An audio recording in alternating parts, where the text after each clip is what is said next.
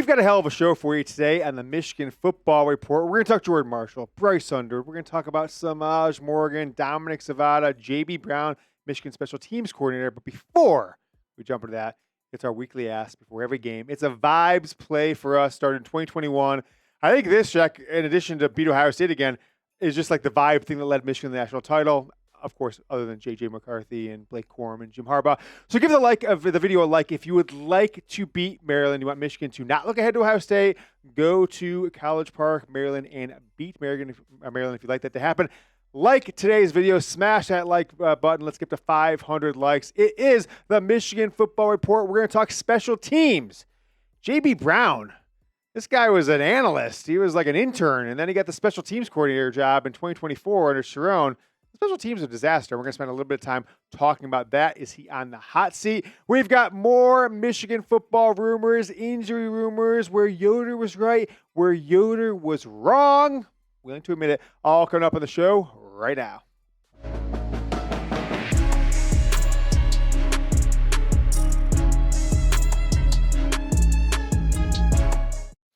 I am James Yoder. You're watching the Michigan Football Report by Chat Sports. Jordan Marshall, we talked about him a lot last week's show. I said I think Michigan can beat Ohio State without Justice Haynes because of the emergence of Marshall. The 4-game stretch now has turned into a 5-game stretch where he's just ripping off 150 yards left and right, 2 touchdowns, 1 touchdown, 3 touchdowns, 1 touchdown, 2 touchdowns. He continued on slow first half. I think he only had like 30 or 40 yards in the first half, if I recall correctly.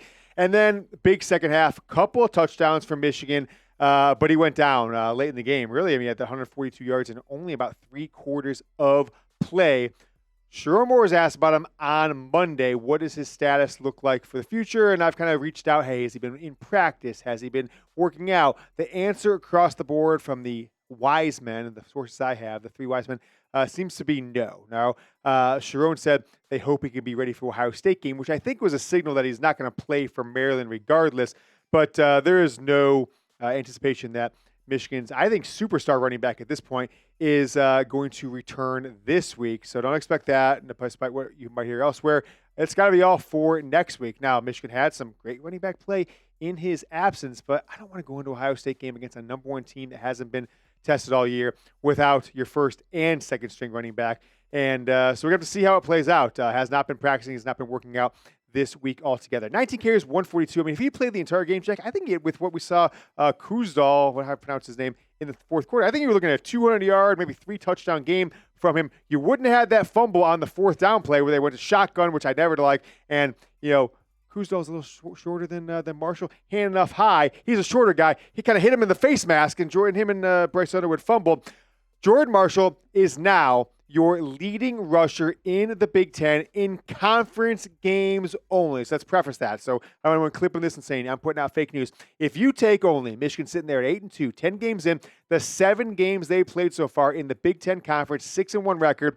If you just take those games, Jordan Marshall with something along the lines of like 700 yards, 680 yards, something like that. He is the leading rusher in the conference in conference games. Overall, I think he's number 3, but he's approaching. He's past Justice Haynes now. Haynes is like 871. Marshall is like 890. They're right at the same spot, but had they both been healthy, you might be looking at 2,000-yard backs. What could have been, what should have been, maybe what will be next year. See what Justice Haynes does in his future, where he comes back for another season at Michigan, despite not playing. We're going to talk about Haynes here in a moment. Did we talk about Haynes already? I don't think I did talk about Haynes yet. Do I have that in the show later? I don't know if I do. Right? Where Yoder's right, where Yoder's wrong. So stay around later. I'll talk where Yoder was right, where Yoder was wrong later in the show. I'll ask you guys this question. Will Jordan Marshall play against Ohio State? I say 100% no for this week against Maryland.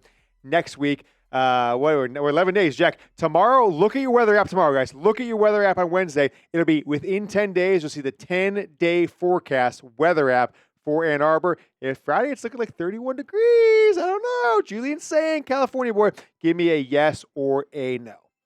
Let's talk about Michigan football special teams. They might be special education, no slight on those people, but they need to really shake things up because it is not going. Jack is covering his face on that one. Hey, we like to make jokes. We like to have fun. Dominic Zvada, who I love, who I think for last season is the greatest kicker in Michigan football history, him or Jake Moody back in 2022. He's really regressed after a first-team All-American season in 2024. We'll talk about Semaj in a moment. But last year, field goals, 21 of 22. Only missed one short one all year long, 95.5%. 65% this year so far, right? He's been perfect on extra points, but the real difference is 17 of 17 beyond 30 yards last year. This year, 7 of 12. So not giving him as many opportunities, which I think is okay. It means Michigan's moving the ball a little bit better on offense. And still under 20 yards, kind of just chip shots, 20 yards under, I should say. Chip shots when Michigan's inside the 5-yard line. He's 4 or 5 last year, 4 or 5 this year, which means his only miss last year and one of his several misses this year has been just, a very short field goal. Unexplainable, unexcusable miss for Dominic Zvada. 4 of 7 this year, had the game winner at Northwestern, which is just a great photo, right? And some people are making fun of Michigan. Oh, celebrate at Northwestern. That's a great venue. I regret not going to the game, looking how I saw the pageantry and everything on TV. Remember, Ohio State fans who hate watching this video, which I think you're really Michigan fans. Wow, look at this guy right here. Look at this guy right here. Look at him right here, okay? It's J.J. McCarthy. It's Blake Corum. It's Jim Harbaugh. Dominic Zvada, these are your fathers, right? He kicked the game winner in Columbus at Ohio Stadium last year. So don't make fun of him for kicking a game winner and being hoisted on the shoulder of Michigan football fans. But I think it goes to J.B. Brown, the special teams coordinator. What is he doing differently that Michigan's not getting any returns on kickoffs? They're not getting any, reasonable play from the field goal kicker position. I mean, Zvada had the leg to get a 60-yarder before halftime, missed it right. First drive, reasonable field goal, like 37 yards, missed that one as well. Something's got to change because if he is not reliable, I am not as optimistic, which I am, against Ohio State. He's got to be 3 of 3 or 4 of 4 in that game. Maybe even not that. Hopefully Michigan's scoring touchdowns, but not as many. He's regressed. It doesn't look the same. No one's as confident. Glad he made that game winner. Hopefully it gets his mojo back, but I think his coach, J.B. Brown, is in for a rude awakening when it comes to his job performance after the season. I don't expect him to be back as Michigan's special teams coordinator next year. Speaking of J.B. Brown, buddy, what are you seeing in Samage Morgan? You are committing professional malpractice by keeping him as your punt returner. That's what we're going to talk about here in a moment. But I did want to tell you guys there is a pre-Black Friday sale going on right now. I do not want you to miss out. The Michigan football maize and blue hoodie, Jordan brand, the sideline hoodie. This bad boy, $50, normally $85. Go to chatsports.com/hoodie sale. All 3 links here are going to be right down in the description. Second paragraph. So if you forget them, second paragraph of the description, all 3 links to the items. Was $85, now $50, right? $35 off. This is the deal of the century. The deal of the century, of the year, of the week. This bad boy, which I wore as my Halloween costume, Jack, which is amazing. The Maize Q-Zip, okay, was $90, is on sale in sizes small, medium, large, and XL. Still in stock if you're 2XL. Sorry, sold out. It is only $35 right now. Buy it. Give it to a parent. Give it to a friend if you already have one. Buy another one. Buy a second one in case you get a mustard stain on it and you got 2 shades of maize or yellow going on there. And then for you, for a kid, for a friend, for a work exchange, if you got friends and coworkers who are Michigan football fans, these 2-pack of Michigan socks, right? Was $25, $10 off, now $15. Chatsports.com/Mish socks. So it's /Mish Q-Zip, /hoodie sale, /Mish socks. All 3 links down in the description. Second paragraph. Don't miss out. You're going to go and you're going to want to buy some Michigan football gear for a friend, a family member, for yourself for Christmas. You're going to go to a store. You're going to go to Dick's Sporting, or you go to a sporting goods store around where you live, and they're going to be sold out of the good stuff. Get it right now. Stash it in a closet. Save it for Christmas. Semaj Morgan was relieved of his punt return duties after his fumble against Northwestern. Now, people are going to say, hey, he recovered it. What was that ref looking at? Female ref, a lot of haters out there about she wasn't doing her job correctly. It looked like from the replay that Semaj fumbled it, that he fought, recovered it, and then got up with the ball. So well, how did Northwestern get it? Outside of that, he fumbled. He gets the ball thrown to him. He missed it. He's trying to pass block. He's trying to run block, I should say, for Justice Haynes. He runs right in front of Haynes and kind of tackles him. Haynes throws him to the ground and says, get the hell out of the way. And then he punts. What happens when Samage Morgan punts? One of 3 things happens. He catches it with room to run, and he runs sideways and gains 1 yard, right? With 17 yards in front of him with no defenders. It's mind-boggling. Or it's a short punt. It's only 35, 40-yard punt. He goes like this. It bounces, and it rolls 25 yards that way. Ends up being a 70-yard punt. Or what happens in this game, a fair catch it, so a fourth thing, he catches it, tries to run, and then he fumbles. And, again, risks losing Michigan a game. They didn't lose this one. He certainly didn't help. And they're still putting him in a wide receiver, right? I tweeted this, and I want to clarify it. I tweeted on Saturday, I literally hate Semaj Morgan. I don't hate him as a person. I don't wish bad things about him outside of the football field. And I hope he does well. I hope he says, F you, Yoder, F you to Twitter, all the haters. I'm going to run a punt back for a touchdown versus Maryland. I'm going to catch 6 passes for 90 yards and a touchdown against Ohio State, go to the college football playoff, come back and be an all-conference player next year. I hope that happens. I don't hate him as a person. I don't know him as a person. He's had some questionable moments with the interviews, the locker room footage, whatever. I hope he has a great life. I do hate him as a player. I think, like Devin Gardner, like Jake Butt said, maybe we shouldn't just talk about him anymore. Maybe it's not his fault. Hey, you should. It's like this, Jack. You know who I'm talking about here. Somebody keeps doing stupid stuff at work. Well, the boss hasn't fired me yet. I guess I'm just gonna keep showing up every day, right? It's like that's what's happening here. He should have got fired. It's like the movie Office Space. It's like, well, we fired him 5 years ago, but just no one told him about it. He kept showing up. We kept giving him a paycheck. Oh, so he's been taken care of? No. We just stopped giving him a paycheck. He'll eventually get it. He won't show up anymore. That's what they should do. Cut off his NIL payments, not pay him anymore. I don't know what's going on. Third most snaps at wide receiver, 30 snaps, right? Michigan changed it up. They were no longer running that 3 wide receiver set they've been running pretty much the entire year. If you look at all the formations they had, it was almost 2 wide receivers in every play with Marsh and McCulley, and then 2 tight ends or tight end and then the fullback and a running back. They almost never had 3 wide receivers outside of maybe 20 or 30 snaps in the game. Semaj had 30 snaps. A handful of those, he was one of the 2 wide receivers or sometimes 1 in the game. I don't get it. He was replaced by Andrew Marsh. 11 fair catches this year for Semaj. Only 30 damn yards as Michigan's starting punt returner for 9 3/4 of game. You put Andrew Marsh in there, 2 punt returns, 1 fair catch, 1 12 yards. So in 1 return this year, he's got 12 yards. Semaj, 13 returns, what's the number? 13 plus 11, 24 punts he's got back, only 30 return yards for a year. J.B. Brown, you are committing professional malpractice. It's actually criminal at this point. The FBI should look into it. Something's going on. I don't understand it. Might be hyperbole, but I do not get why Samage Morgan continues to get snaps for this team at punt returner or at wide receiver. You see the stats on the screen. Michigan a 13.5-point favorite coming up in this game at Maryland. A Maryland team that has themselves a hell of a freshman quarterback, just like Michigan. 2 of 4 true freshman quarterbacks that are starting across the country, along with Cal and BYU, will be in this game. Now let's talk some self-assessment, right? I'm going to look in the mirror. I made some predictions. I thought I was feeling really good about some intel I got from practice and from injuries and from some offensive game plan, defensive game plan. I'm going to kind of walk back to last week's videos, tell you where I was right and I was wrong. But before I do, I want to make sure you guys are subscribed to the Michigan Football Report. Hit that subscribe button. Thank you so much to the 36,000 people who subscribed as of last week. We're up to about 36,250 or so. Hit that sub button. We'll be doing videos, 1 or 2 more this week. Have one after the game on Saturday, and then we are going to be balls to the wall, beat Ohio State again, starting on Sunday, maybe on Monday next week.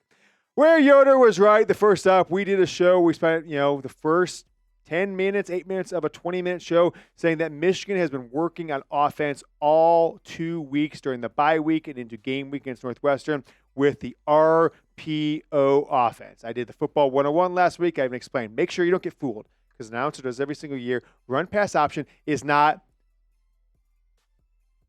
this. It's not pass or roll out. I can pass. I'm just going to take off running. It's handoff or throw. It's not quarterback run. It's handoff or throw.